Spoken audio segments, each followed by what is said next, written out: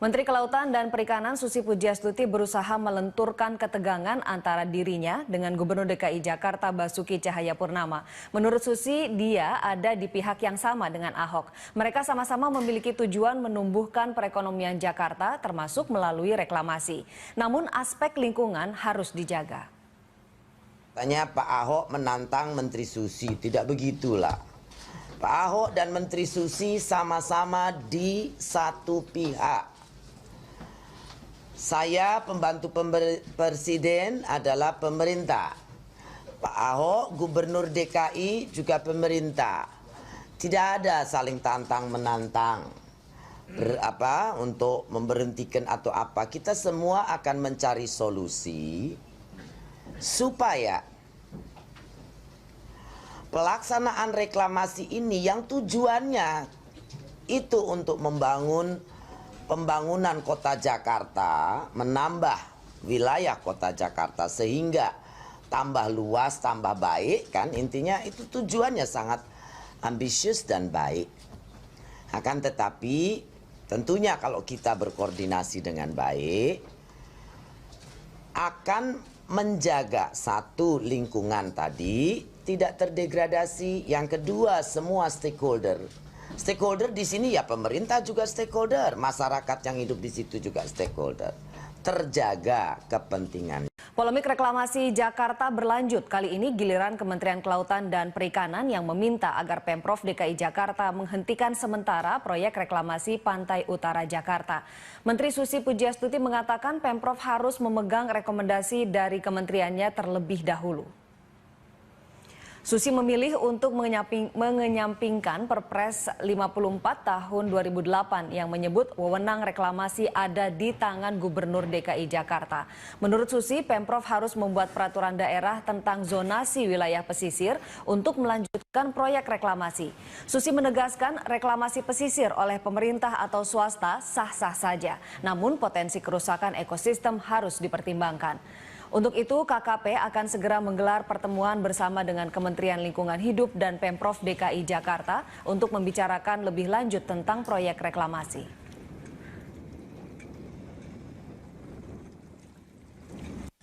Faktanya, pelaksanaan reklamasi Pantura yang telah dilakukan oleh Pemprov DKI dilakukan tanpa rekomendasi Kementerian Kelautan dan Perikanan dan tanpa perda zonasi wilayah pesisir. Kesimpulan dari rapat kerja KKP dengan Komisi 4 tanggal 13 April 2016 adalah kita menginginkan proses reklamasi Pantura ini dihentikan sementara sampai semua ketentuan-ketentuan ini sesuai sudah dipenuhi seperti yang diamanahkan dalam peraturan perundang-undangan. Dan saat ini pun Kementerian Lingkungan Hidup dan Kehutanan mengeluarkan Kepmen 301 2016 untuk melakukan kajian dan pengawasan pada reklamasi.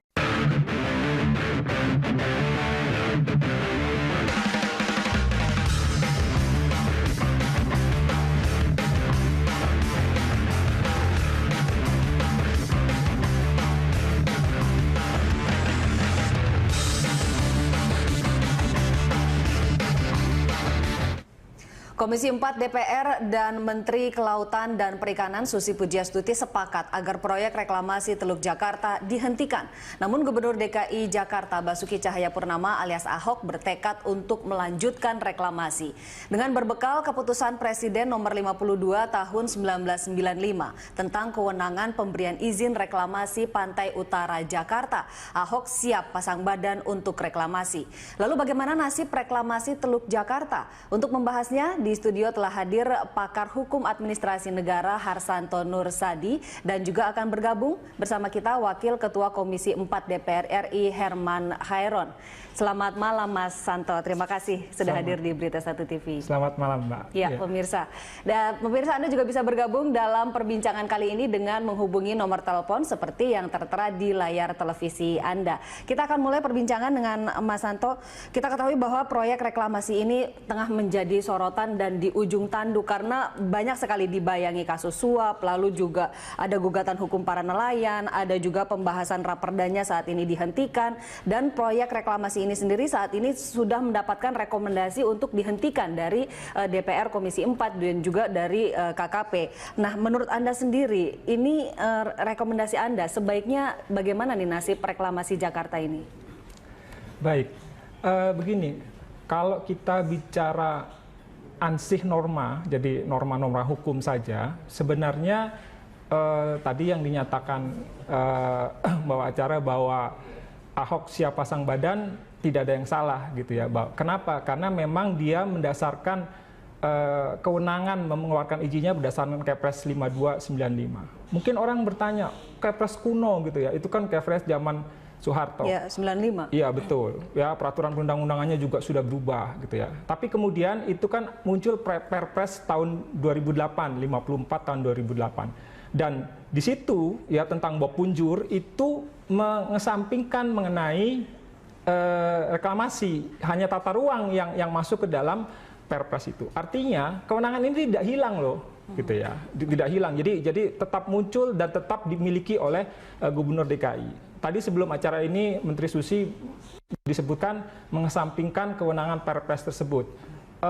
Menurut saya sebaiknya beliau tidak bicara begitu ya, karena kewenangan itu pun lahir dari presiden loh, dari peraturan presiden loh. Jadi seharusnya itu tetap dihargai. Nah, kemudian nanti bagaimana itu kan sebenarnya akan lebih baik, akan lebih bagus kalau beliau bicara, oke, kami KKP punya kewenangan berdasarkan undang-undang pesisir pantai, pesisir dan pulau-pulau kecil ya, bahkan untuk hanya merekomendasikan dan segala macam. Tapi di sisi yang lain DKI sebenarnya juga punya kewenangan yang belum dicabut selama ini ya. Jadi sifat kewenangan itu kalau belum dicabut kan akan tetap ada, dia tidak tercabut dengan sendirinya gitu ya. Apalagi bentuk hukumnya berbeda, undang-undang kemudian Kepmen. Sementara Ahok memang dari Kepres, dari yang lama ya, Gubernur DKI Kepres, kemudian ada Perpres yang menguatkannya. Jadi kalau kita bicara norma, sebenarnya itu sudah cukup kuat. Apa yang menjadi patokan Ahok yaitu Kepres dan Perpres ini sudah sangat kuat. Karena kita ketahui untuk reklamasi ini banyak sekali aturannya. Ada undang-undang, ada permen, ada Perpres. Lalu mungkin ada lagi turunan-turunan yang lain. Ini sebetulnya barangkali satu sama lain tidak saling menguatkan gitu. Iya. Begini, kalau kita benar-benar sekali lagi pendekatannya normatif gitu ya.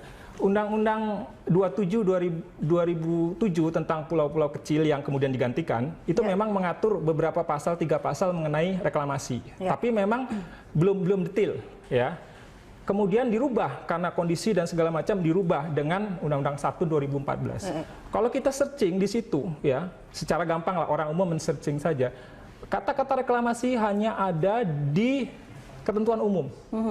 Reklamasi itu apa? Hanya di ketentuan umum. Tidak disebutkan di pasal-pasalnya? Tidak ada.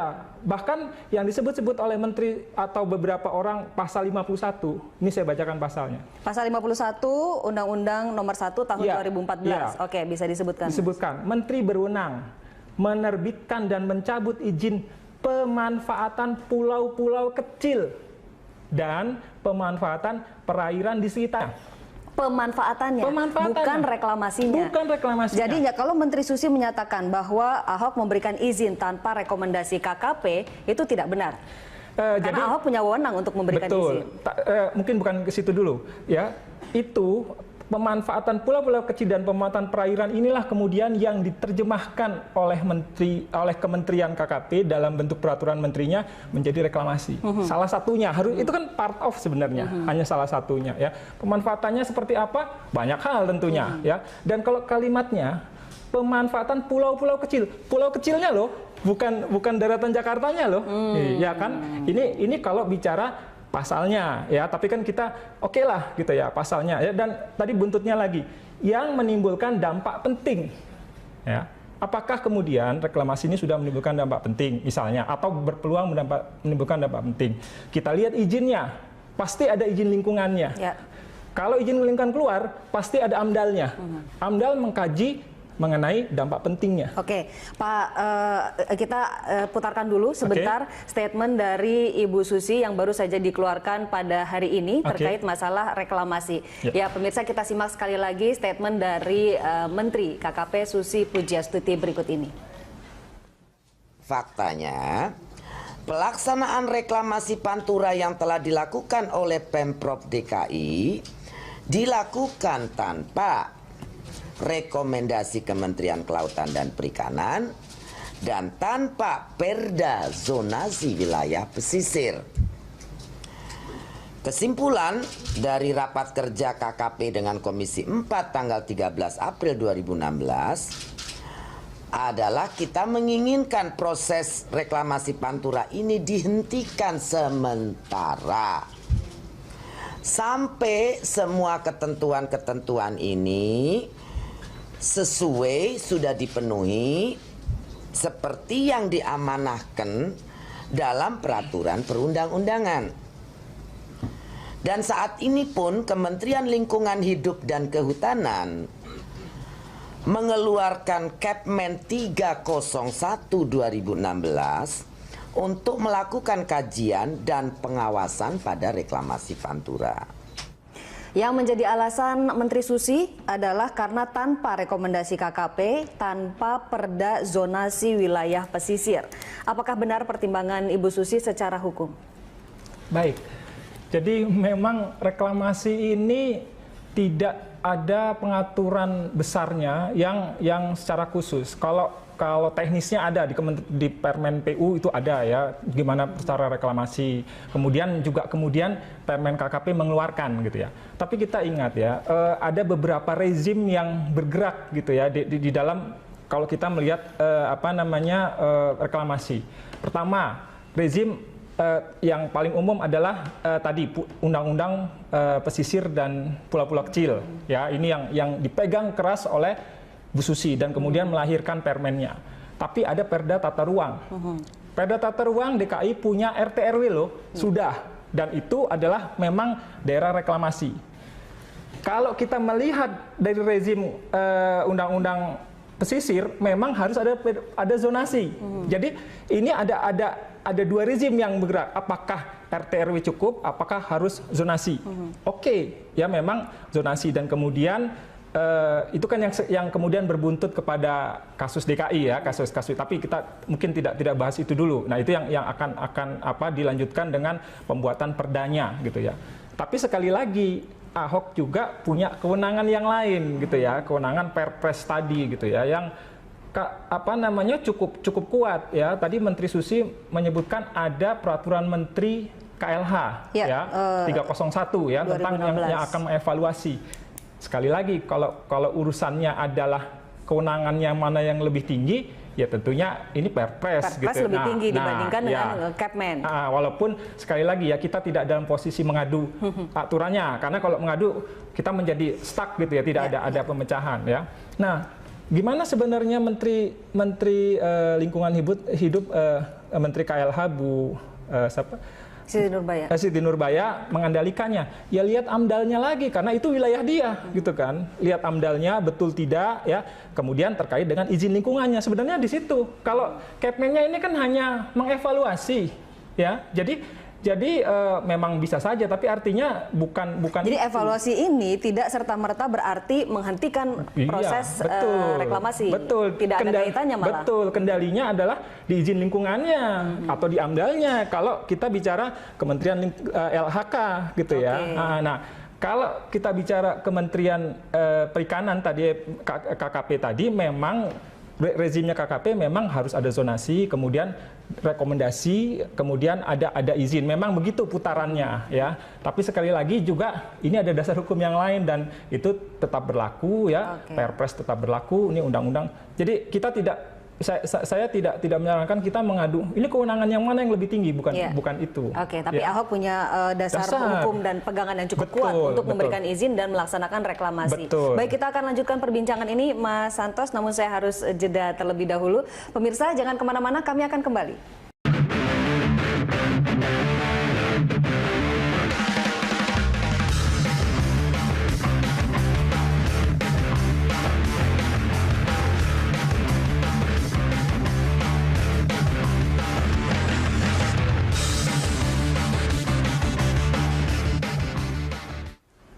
Pemirsa, masyarakat Jakarta mempunyai pendapat berbeda tentang reklamasi Jakarta. Untuk mengetahui seperti apa aspirasi penduduk Jakarta, kita bergabung dengan rekan Ahmad Murodi. Dodi. Ya, terima kasih Ani. Pemirsa, memang pro dan kontra terkait dengan reklamasi Pantai Utara Jakarta masih terus meruncing. Nah, sebetulnya seperti apa opini warga Jakarta menyikapi reklamasi tersebut? Kami punya informasinya, kami punya datanya yang kami himpun dari survei Indobarometer yang dilangsungkan pada tanggal 8 sampai 10 April 2016 yang lalu dengan menggunakan 400 responden yang tersebar di 6 wilayah di Jakarta. Kita akan coba lihat sekarang, apakah warga Jakarta pro atau kontra terhadap reklamasi. Nah, ternyata menurut survei Indobarometer, 57,3% atau mayoritas warga Jakarta menganggap reklamasi itu merugikan mereka sendiri. Nah, informasi tambahan dari 57,3%, 59% diantaranya yang memilih reklamasi itu merugikan warga Jakarta adalah karena itu hanya dianggap menguntungkan pihak pengembang saja. Sedangkan 14% diantaranya menganggap bahwa reklamasi itu hanya menguntungkan orang kaya. Sedangkan untuk warga Jakarta yang menganggap reklamasi itu menguntungkan mereka sebanyak 34,8%. Kita akan coba lihat sekarang masing-masing alasannya bagi pihak-pihak yang pro atau kontra terhadap reklamasi. Kita mulai dari yang menolak dulu. Yang paling besar alasan mereka menolak reklamasi adalah karena reklamasi itu merugikan nelayan. Memang betul pemirsa, karena air laut itu menjadi keruh begitu ya, karena bercampur dengan pasir dan juga materi bangunan dari proyek-proyek reklamasi, sehingga jumlah tangkapan juga menurun sampai 50%. Bahkan pengakuan dari sejumlah nelayan menyebutkan bahwa kalau sehari-hari biasanya mereka mendapatkan tangkapan ikan 2-3 ton per hari, sekarang mereka cuma mendapatkan 1 ton per hari. Dan bahkan ada data lain yang menyebutkan bahwa kalau reklamasi ini terus dilangsungkan, maka ada 125.000 nelayan akan kehilangan mata pencahariannya di pantai utara Jakarta. Itu poin pertama. Sedangkan poin kedua, merusak lingkungan sebanyak 31,9%. Iya, memang ekosistem pesisir di pantai utara Jakarta sangat mungkin punah, sangat mungkin rusak begitu ya, karena ada banyak sekali jenis ikan, kepiting, kerang, dan bahkan berbagai jenis pohon bakau akan hilang. Dan ini juga tentu saja mengancam keanekaragaman hayati di wilayah pantai utara Jakarta. Sedangkan yang nomor 3 paling banyak adalah karena menurut mereka reklamasi itu menimbulkan bencana. Betul sekali. Karena reklamasi itu memang mengubah yang namanya bentang alam atau geomorfologi dan juga aliran air atau hidrologi di pantai utara Jakarta. Ada banyak sekali yang akan berubah nanti, misalnya seperti tingkat kelandaian tanah, kemudian komposisi sedimen sungai, dan bahkan juga pola pasang surut juga akan berubah di antaranya, sehingga ini juga akan meningkatkan potensi banjir khususnya di wilayah Jakarta Utara. Selanjutnya nomor 4 yaitu 5,2% menjawab hanya dinikmati orang kaya saja. Potensinya ada ke arah sana, mengapa? Karena memang proyek-proyek reklamasi butuh dana triliun rupiah, sehingga nanti ketika menjual bangunan dan sebagainya itu tidak mungkin semua orang bisa menikmati, tidak mungkin semua orang Jakarta, karena akan dijual dengan harga yang mungkin mahal. Dan yang terakhir adalah 3,9% sebagai lahan korupsi. Ya, contohnya saja seperti yang baru saja kita saksikan, di mana anggota DPRD DKI Jakarta M. Sanusi, juga Presiden Direktur Agung Podomoro Land Aris Mansubrijaya juga sudah ditetapkan sebagai tersangka oleh KPK. Ini hanya contoh kecil saja dari berbagai potensi korupsi yang mungkin saja muncul dari proyek reklamasi di pantai utara Jakarta. Nah, itu adalah yang menolak reklamasi. Sedangkan warga Jakarta yang menjawab setuju terhadap reklamasi, mereka punya berbagai alasan juga. Yang paling utama, nomor 21,6%, karena lahan kosong yang terbatas. Nah, ini memang kalau misalnya kita ingin membangun Jakarta yang sudah terlalu sempit, membangun secara horizontal, mencari lahan-lahan baru, yang paling mungkin adalah dengan membangun wilayah utara Jakarta. Karena wilayah selatan Jakarta sudah menjadi wilayah konservasi. Sedangkan untuk wilayah Jakarta Timur dan Jakarta Barat itu sudah terlalu padat penduduknya karena memang dari 1985 itu pembangunan sudah dipusatkan ke sana. Jadi kalau memang ingin membangun secara horizontal, yang paling mungkin adalah dilakukan dengan di wilayah Jakarta bagian utara. Sedangkan poin kedua dan ketiga sama jumlahnya 19,4% untuk ibu kota yang maju. Ini untuk ibu kota yang maju saya gabungkan dengan demi pemasukan daerah karena poinnya mirip begitu ya, 7,2%. Karena memang dengan adanya bangunan-bangunan baru, objek-objek atau tempat wisata baru, ini akan menimbulkan sumber-sumber retribusi baru, sumber-sumber pajak baru yang nantinya bisa diambil dananya untuk disubsidi silang untuk membangun sejumlah wilayah kumuh yang ada di sejumlah wilayah di DKI Jakarta. Sedangkan untuk yang poin ketiga, membuka lapangan kerja, ini saya gabungkan dengan tujuan wisata baru, nomor 3 dengan nomor 4, tentu saja karena dengan adanya wilayah baru, daratan baru, maka kita bisa membangun wilayah wisata yang baru dengan adanya objek wisata yang baru, tentu saja akan menyedot wisatawan baik lokal maupun mancanegara lebih banyak, dan ini juga akan menghasilkan sumber devisa tambahan, sumber devisa baru untuk pemerintah Provinsi DKI Jakarta, dan tentu saja ini akan tegak lurus juga dengan kebutuhan tenaga kerja sehingga lebih banyak membuka kesempatan kerja bagi warga Jakarta. Ya, itu adalah pendapat warga Jakarta terkait mereka pro atau kontra terhadap proyek reklamasi Pantai Utara Jakarta. Kembali ke Anda di studio, Ani. Baik Dodi, terima kasih banyak atas urayanya. Kita akan lanjutkan perbincangan pemirsa. Mas Santo, bagaimana Anda melihat 57,3% warga Jakarta yang berhasil dipotret oleh Indobarometer menolak reklamasi karena menyatakan bahwa ini merugikan. Sementara yang setuju hanya 34,8%. Baik, ya memang kalau kita melihat atau mendengar ya atau ya feeling saja bahwa reklamasi akan merusak, ya memang hampir hasil surveinya akan seperti ini. Misalnya bencana, memang bencana bisa tidak terduga gitu ya, tetapi kan juga banyak teknologi yang memungkinkan mengukur banyak hal tadi, misalnya arus, perubahan dan segala macam ya, itu kan juga sudah maju lah ya. Apa iya sih yang merencanakan reklamasi itu juga bodoh-bodoh amat? Menurut saya tidak. Banyak hal-hal teknis lain yang juga bisa digunakan. Misalnya nelayan, ya memang ini tadi disebutkan 125.000 nelayan yang mungkin kehilangan tempat tinggal. Ya. Jadi kalau misalnya dilihat adalah reklamasi pantainya itu merapat ke Pulau Jawa, ya ke pantai utara Jakarta, memang kemudian mana daerah nelayan gitu ya. Padahal ini Pulau Jawa, kemudian ada 300 meter baru pulau reklamasi, ya. Jadi ada kemungkinan nelayan tetap ada di pantai Jawa misalnya, ya, yang Jawa. Atau mungkin ini kebijakan nanti kita lihat ya, kompromi kebijakan. Misalnya bagaimana dengan pulau yang kita taruh nelayan juga, tentunya dengan sebuah pengaturan yang bagus ya, yang kemungkinan yang bagus. Jadi sebenarnya peluang itu tetap ada gitu ya. Oke. Jadi masih bisa ya reklamasi, namun tetap ramah bagi masyarakat pesisir, bagi nelayan itu masih ada kemungkinan mungkin, untuk ya, ke arah sana. Ya. Baik, Mas Santo, saya harus jeda sekali lagi. Kita akan lanjutkan perbincangan di segmen berikut. Pemirsa, Prime Time Talk akan kembali, tetaplah bersama kami.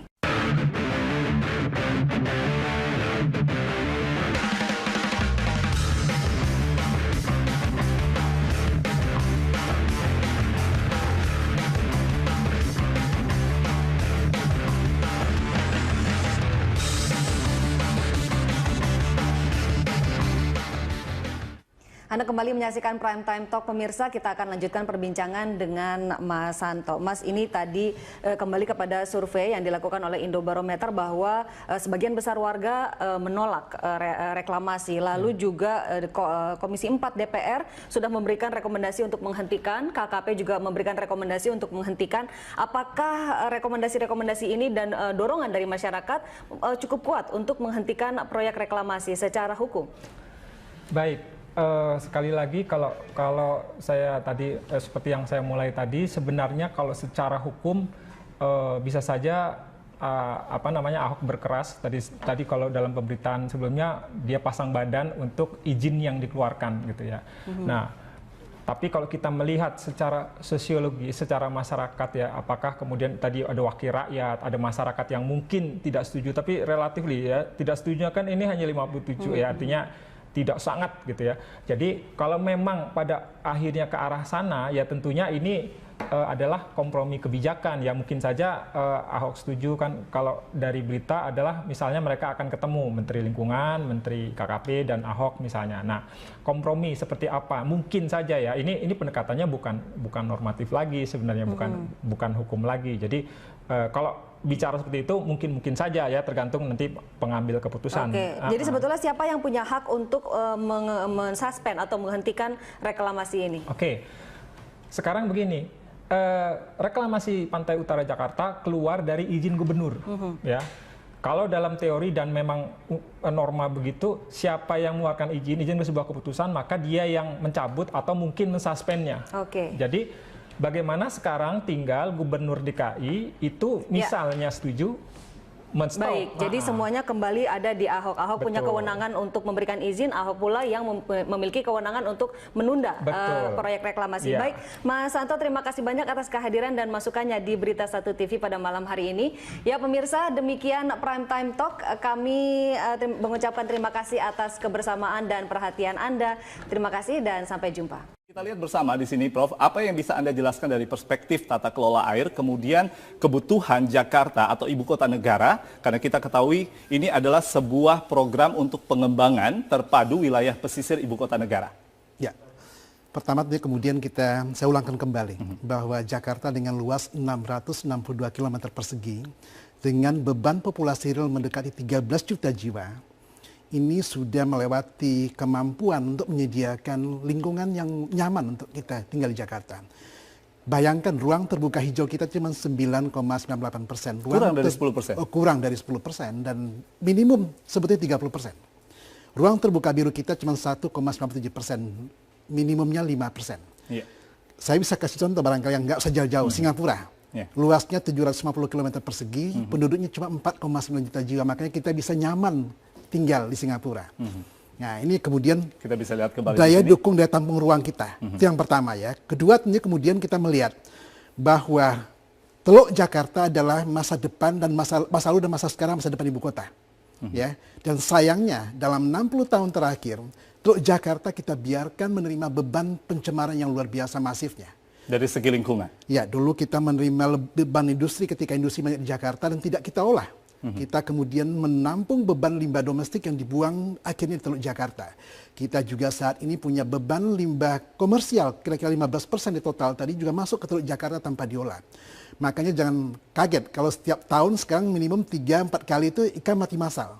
Kenapa? Memang kondisi ekosistemnya sangat-sangat tidak mungkin lagi untuk sebuah lingkungan yang baik untuk ibu kota. Selain terkait dengan lingkungan, bagaimana dengan land subsidence atau juga muka air laut yang terus naik?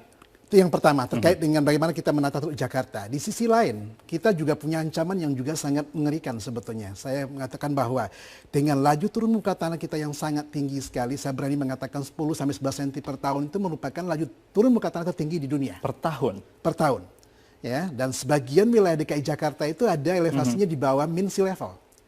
Kalau ini dibiarkan turun terus tidak dikendalikan, suatu saat kemudian air laut itu jauh lebih tinggi. Makanya kemudian pengendalian banjir kita tidak akan bisa smooth kembali dengan cara pola sederhana.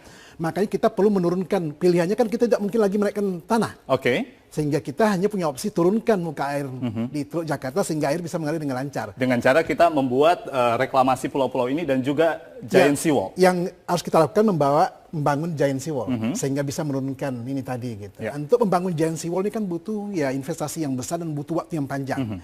Untuk bisa menyelesaikan 2 poin yang pertama tadi itulah kemudian direncanakanlah diantaranya membangun pulau-pulau reklamasi baru. Tujuannya tidak hanya daya tampung ruang, daya dukung ruang yang kita extend, tetapi kemudian sekaligus merestorasi Teluk Jakarta dari sisi lingkungannya. Karena kita melihat pemirsa, pada saat reklamasi ini nantinya akan berhasil dalam jangka panjang ada 5.100 daratan baru. Dan saat ini yang sudah bisa kita lihat hasilnya adalah Pulau N sebenarnya. Ini sudah ada milik atau dikembangkan oleh PT Pelindo, kemudian sudah ada pelabuhan baru di sini dan nantinya Pemprov DKI di wilayah Marunda berencana akan membuat bandar udara baru di sini. Bandar udara Ali Sadikin, walaupun ini tentunya masih akan panjang begitu kisahnya nanti ke depan. Lalu kita lihat dulu, saya punya 1 atau 2 slide lagi, kita akan lihat bersama. Ini adalah pro dan kontra terkait dengan reklamasi.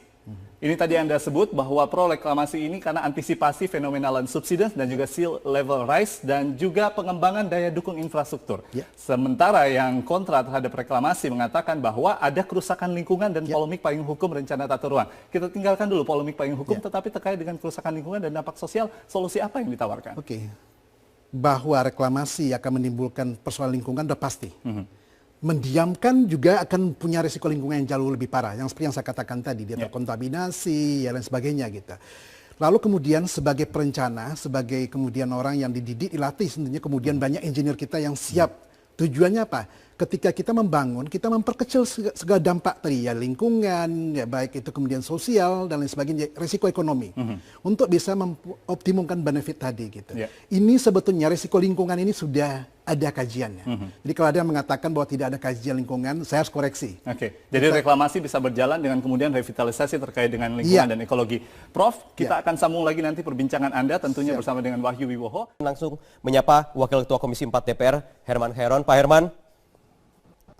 Pak Herman, jadi apa sebenarnya pertimbangan DPR dan juga kemarin Kementerian atau Menteri KKP yang menghentikan sementara reklamasi? Apakah memang murni karena masalah aturan atau juga ada masalah lingkungan juga pertimbangannya? Ini kan sudah sejak lama ya. Jadi sejak tahun 2013 kami membahas dengan Pak Jokowi masih gubernur pada waktu itu. Dan kemudian setahun yang lalu di Februari 2015 kami juga sudah bahas dengan Ibu Susi untuk meninjau kembali proses dan tata laksana reklamasi Teluk Jakarta. Karena ada tata peraturan perundang-undangan yang tentu dalam pandangan kami ini tidak diikuti. Lahirnya Perpres 54 tahun 2008 menetapkan bahwa kawasan Jabodetabek Puncur sebagai kawasan strategis nasional. Konsekuensi dari penetapan kawasan strategis nasional diatur di dalam Undang-Undang 1 tahun 2014, junto Undang-Undang 27 tahun 2007 tentang pengelolaan wilayah pesisir dan pulau-pulau kecil, bahwa seluruh peraturan dan tata laksana pelaksanaan reklamasi dan zonasi di sekitar Teluk Jakarta itu diatur oleh undang-undang itu. Nah, sehingga saya kira ini yang harus dilaksanakan. Yang kedua, tentu AMDAL yang dilakukan juga harus melalui proses penilaian AMDAL pusat. Jadi memang tidak ada hubungannya pengusaha dengan kami. Hubungannya adalah tata peraturan perundang-undangan yang harus diikuti di dalam pelaksanaan reklamasi itu. Sehingga ya silahkan ini duduk bersama pemerintah pusat dan pemerintah daerah untuk kemudian menempuh izin-izin itu, menempuh proses AMDAL yang terintegrasi dari 17 pulau yang akan dibangun, sehingga dampaknya bisa diperkecil terhadap. Kalau sudah silakan bisa dilanjutkan begitu proyeknya Pak Herman ya. Lah iya, kita juga ngerti bahwa DKI perlu ruang baru, perlu itu kami mengerti. Cuman aturan ini harus diikuti. Belum lagi ada 21.000 nelayan yang memanfaatkan areal tangkap di situ. Ada 167 plus 1.667 petambak yang ada di sekitar Teluk Jakarta. Ada kawasan konservasi di sekitar Kepulauan Seribu. Ini kan harus diangkat. Terus kemudian untuk 5.100 pengurukan, 5.100 hektar pengurukan kawasan di Teluk Jakarta, ini kan akan mengambil pasir laut di sekitar Teluk Jakarta atau di sekitar pantai utara. Dari mana dan studinya seperti apa? Jadi aspek lingkungan ya, termasuk juga tadi ada aturan-aturan yang tidak diikuti atau tumpang tindih nih, karena Bu Susi Pujastuti juga menyatakan ini akibat adanya peraturan yang tumpang tindih, Pak Herman. Saya kira tidak tumpang tindih. Kan setelah undang-undang dasar kan undang-undang, kemudian baru ada peraturan pemerintah, ada keputusan presiden di masa lalu. Ini yang seharusnya dimengerti bahwa kami sudah menyampaikan berulang kali. Ada peraturan presiden yang kemudian menetapkan kawasan strategis nasional, dan kemudian atas dasar penetapan kawasan strategis nasional diaturlah melalui Undang-Undang 1 tahun 2014. Ada undang-undangnya tentang pengelolaan wilayah pesisir dan pulau-pulau kecil, yang itu menjadi dasar untuk DPRD menyusun zonasi, zonasi pemanfaatan ruang laut di sekitar pantai utara Jakarta. Silakan kalau semua prosedur peraturan perundang-undangan sudah ditempuh, yaitu bagian daripada keputusan pemerintah untuk membangun ruang baru. Jadi untuk sementara mengembangkan waktu wilayah. ini dihentikan dulu. Saya ingin tinggalkan dulu ini duduk masalah terkait hukum dan juga administrasi. Saya ingin tanyakan ke pakar tata kelola air yang juga sudah mengikuti perkembangan bagaimana sebenarnya Jakarta harus dikelola, begitu Pak Firdaus Ali. Anda melihat proyek reklamasi ini di Teluk Jakarta sementara ditunda bagaimana? Ya, seperti yang saya ungkapkan tadi bahwa memang ya daya dukung ruang kita memang sangat terbatas sekali. Sehingga peluang yang ada itu adalah tinggal ke utara, Teluk Jakarta, dan ini juga tren global. Tidak ada pilihan lain ya Pak, harus ke utara. Tidak Artinya bisa, memang di kita Teluk tidak Jakarta mungkin, ini. kita tidak akan mungkin ke kanan, ke Bekasi, kota kabupaten, kita tidak mungkin ke kiri, ke barat itu adalah Tangerang, dan kita tidak mungkin ke selatan itu katakan Depok dengan Tangerang Selatan. Kenapa? Memang otonomi daerah memang nggak memungkinkan lagi. Ya, kendatipun ini ibu kota negara ya, sehingga peluang yang ada itu adalah di laut. Lalu kedua apa? Ini juga kita pahami, mendesain kawasan binaan baru itu jauh lebih mudah dikelola dibandingkan dengan di darat. Di darat itu kita mengextend ruang terbuka hijau aja cuma 1%, luar biasa sulitnya. Kenapa? Pembebasan lahan itu tidaklah mudah sekali. Ya, sehingga peluang misalkan dengan adanya kawasan reklamasi kita bisa desain sedemikian rupa untuk jadi kota yang modern, ruang terbuka hijaunya 30%, ruang terbuka birunya 5%, ada utility, ada pantai publik dan sebagainya, itu kan bisa didesain. Walaupun ada aspek ekologi, lingkungan dan juga rakyat kecil di sana yang harus menjadi korban? Benar. Jadi orang mengatakan mengorbankan rakyat kecil itu saya tidak setuju. Ya, saya mengatakan bahwa kalau ada nelayan di sana kita ingin hidupnya lebih baik. Kenapa? Dengan kondisi ekosistem Teluk Jakarta yang sudah tercemar, boleh izinkan saya mengatakan tercemar berat. Data-datanya lengkap kok. Silakan ke BPLHD. Tercemar ini sejak tahun berapa ya Pak? Boleh. Bayangkan sejak 60 tahun ini kita membuang limbah ke sana tidak kita olah. Ya bayangkan sampai hari ini kita tidak olah limbah yang mengalir ke Teluk Jakarta gitu. Jadi hasil penelitian yang dilakukan terakhir ketika ikan mati massal di Ancol. Dan itu sering berulang kali terjadi. Dan itu 4 kali setahun dan terbukti bahwa kandungan logam beratnya itu di atas ambang baku yang ada. Artinya apa?